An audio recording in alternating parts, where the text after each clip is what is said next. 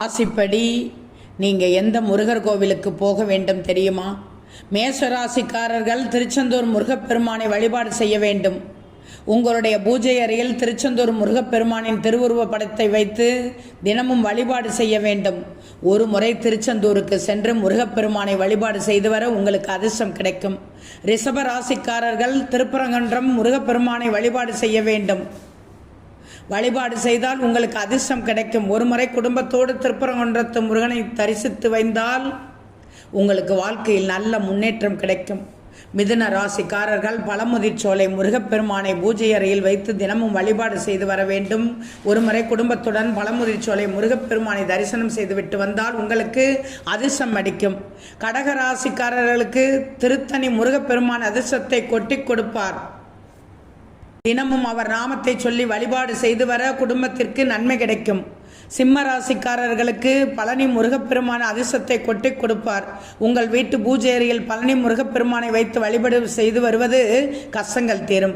கன்னி ராசிக்காரர்கள் பழமுதிர்ச்சோலை முருகப்பெருமானை வழிபாடு செய்து வந்தால் குடும்பத்தோடு ஒருமுறை பழமுதிர்ச்சோலை முருகனையும் தரிசித்து வந்தால் உங்கள் குடும்பத்தில் இருக்கும் கஷ்டங்கள் தீரும்.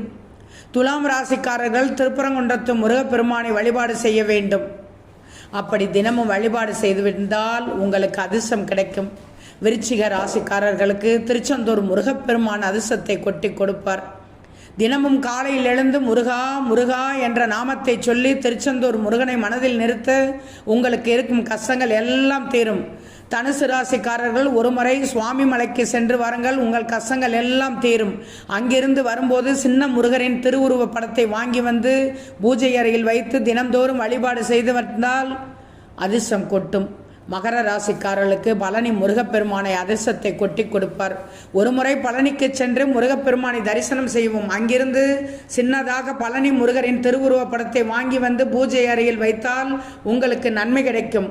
கும்பராசிக்காரர்கள் மருதமலை முருகன் கோவிலுக்கு சென்று முருகப்பெருமானை வழிபாடு செய்யவும். பூஜை அறையில் இவரின் திருவுருவ படத்தை வைத்து தினம் தினம் வழிபாடு செய்து வருவது உங்களுக்கு அதிர்ஷ்டம் அடிக்கும். மீன ராசிக்காரர்கள் சுவாமி மலை முருகனை வழிபாடு செய்து வர அதிர்ஷ்டம் கிடைக்கும்.